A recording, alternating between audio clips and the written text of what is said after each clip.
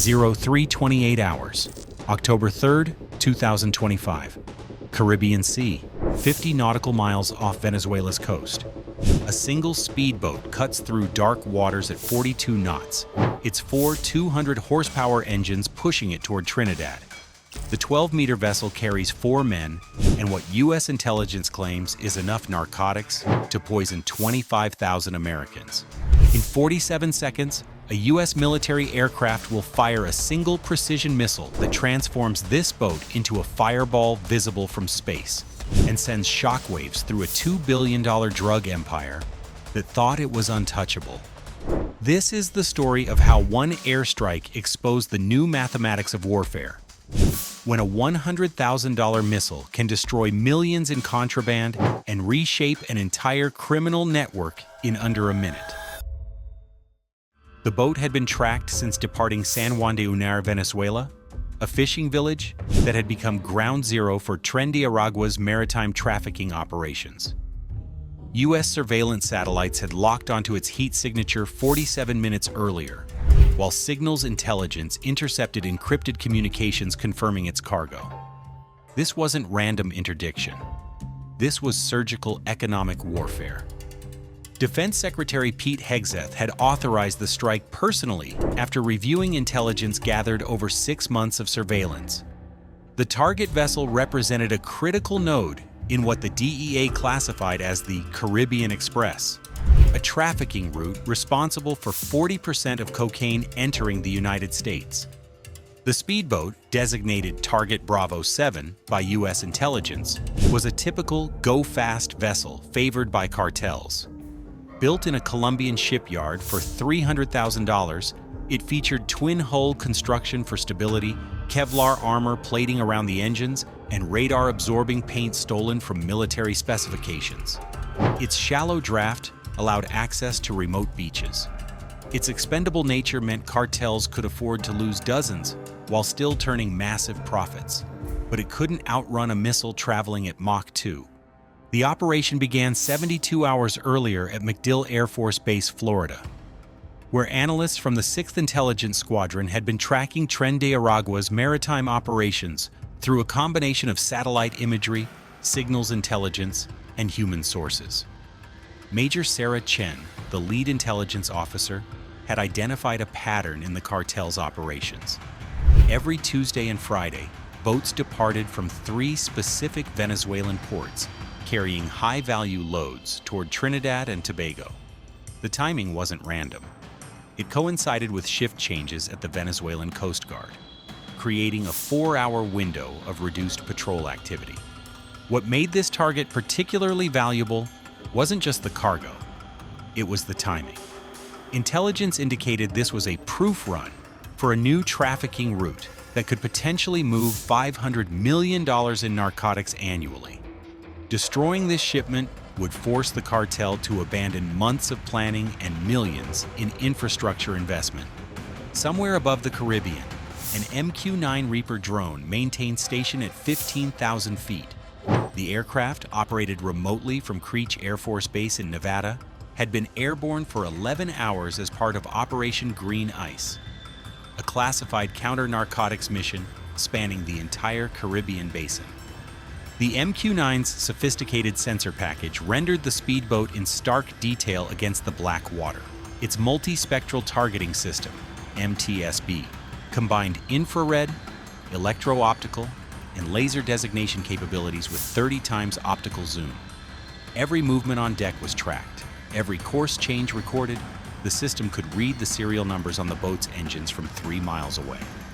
The targeting system locked on using a combination of GPS coordinates and laser designation. The mathematics were simple. One Hellfire missile, worth approximately $117,000, versus a target carrying contraband worth $15 million and representing a critical node in a billion-dollar trafficking network. At 0328 hours, the weapon was released. The AGM-1 14R9X Hellfire, nicknamed the Flying Ginsu by military personnel, streaked toward its target at 3,100 feet per second. Unlike conventional Hellfire missiles, the R9X variant carried no explosive warhead. Instead, it deployed 6 18-inch titanium blades designed to minimize collateral damage while ensuring target elimination. The missile's millimeter-wave radar seeker painted the speedboat's hull, calculating impact point with surgical precision. Its inertial navigation system, updated by GPS until the final seconds, guided it to within 1.5 meters of the designated aim point. At 03:28:47, the missile struck. The Hellfire impacted the speedboat's cockpit area with kinetic energy equivalent to a freight train traveling at 200 miles per hour. The 6 rotating blades deployed milliseconds before impact, creating a 3-foot diameter cutting pattern that sliced through the vessel's fiberglass hull like paper. The boat didn't explode. It disintegrated. The impact severed the vessel's structural spine, causing catastrophic hull failure. The forward section, containing the cockpit and navigation equipment, separated completely and sank within 15 seconds. The aft section, housing the engines and fuel tanks, remained afloat for 3 minutes before succumbing to flooding. 4 men died instantly. The contraband, 800 kilograms of cocaine, fentanyl, and methamphetamine worth $15 million on U.S. streets, became fish food.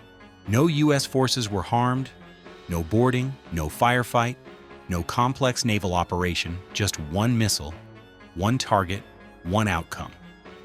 The footage, captured in high definition by the Reaper's cameras and later released by the Pentagon, showed the moment a $2 billion trafficking empire realized it was no longer safe anywhere in the Caribbean. Within minutes of the strike, the operational tempo accelerated dramatically. The MQ-9 Reaper began a systematic search pattern, its sensors scanning for additional vessels or survivors. Coast Guard cutter Hamilton, positioned 40 nautical miles southeast, altered course toward the strike location to conduct damage assessment and evidence collection. At 03:35 hours, the drone's cameras detected debris fields spread across 200 square meters. Oil slicks from the boat's fuel tanks created rainbow patterns on the water's surface. Personal effects, life jackets, cell phones, fragments of clothing, floated among the wreckage. The precision was clinical. The devastation was complete. What made these strikes possible wasn't just firepower, it was information dominance. The Pentagon had cracked the cartel's operational security through a combination of satellite surveillance, signals intelligence, and human sources embedded within the trafficking networks. The intelligence architecture was comprehensive. Satellite coverage, 4 KH-11 reconnaissance satellites provided continuous coverage of Venezuelan coastal areas, capturing imagery with 6-inch resolution capable of identifying individual personnel on vessel decks. Signals intelligence, NSA, stations in Puerto Rico and Guantanamo Bay intercepted cartel communications using advanced cryptanalytic techniques. Even encrypted WhatsApp messages were vulnerable to metadata analysis, revealing communication patterns.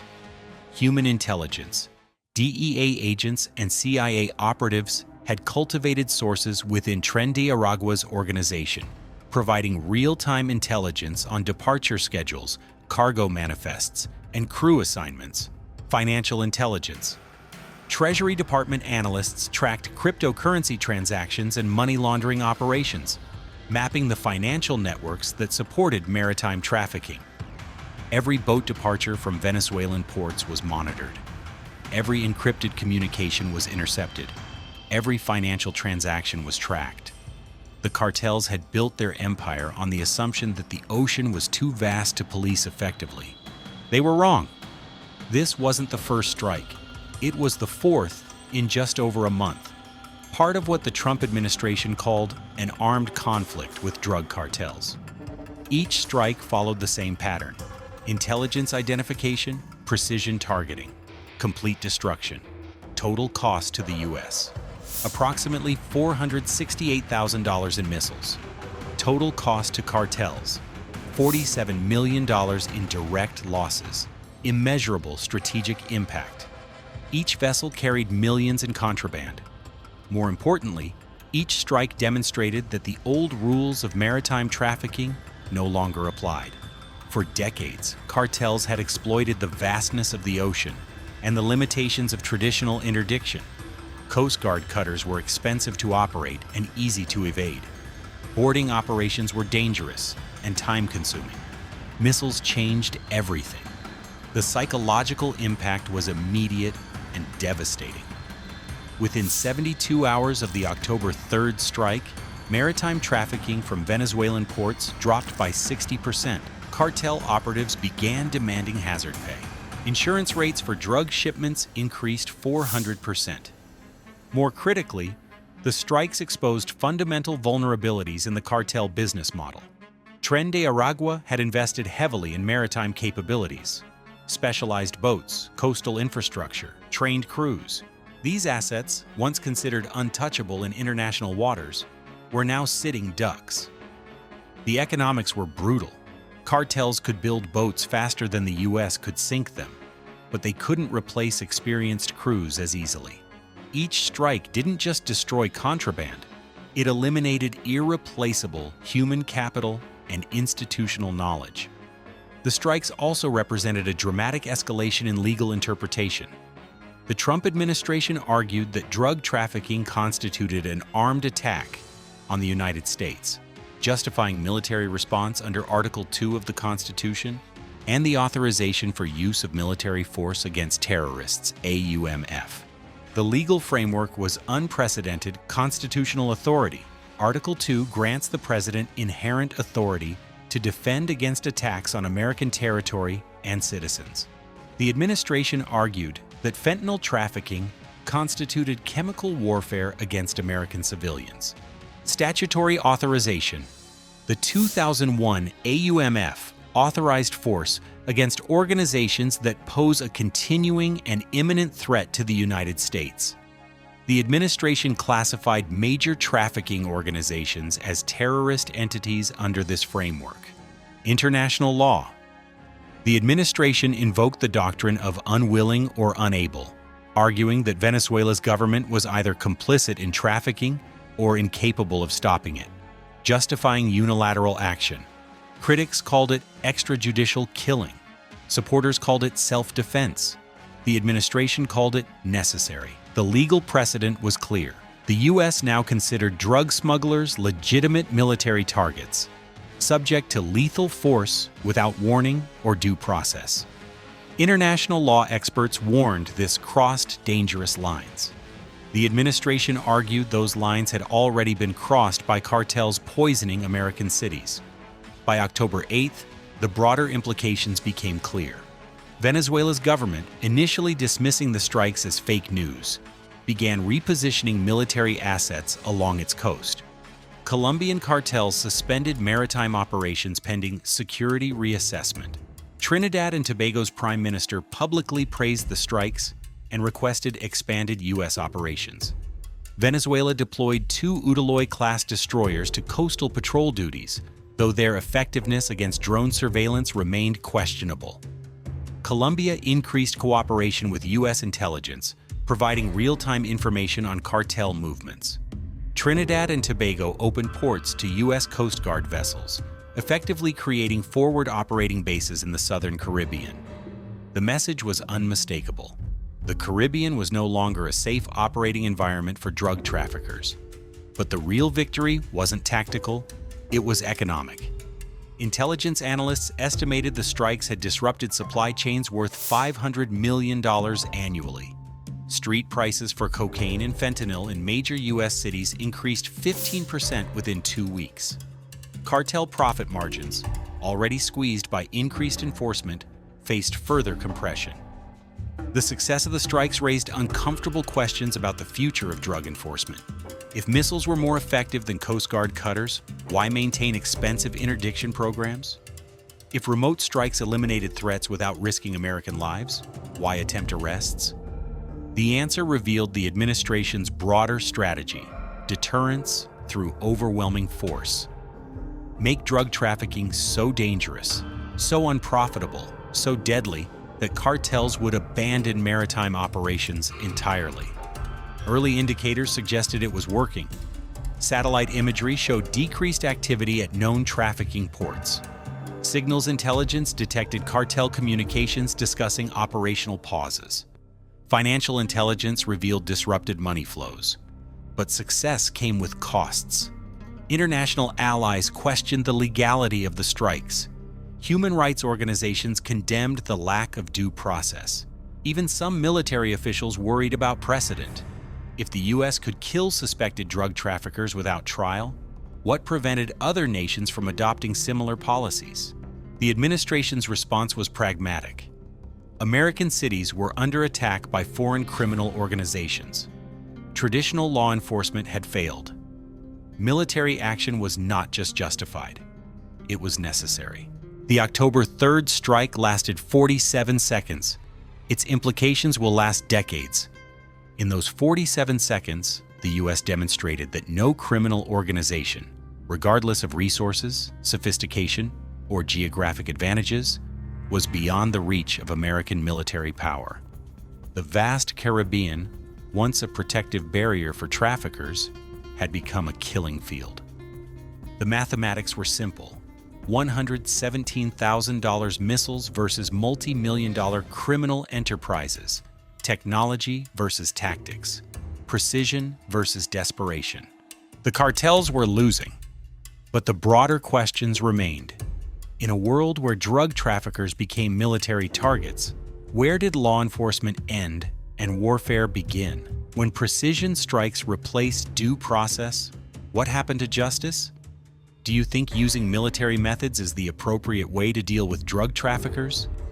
These questions would define the next phase of America's longest war, the war on drugs. And in the Caribbean, that war had just entered a new, deadlier chapter. The age of impunity was over. The age of precision had begun.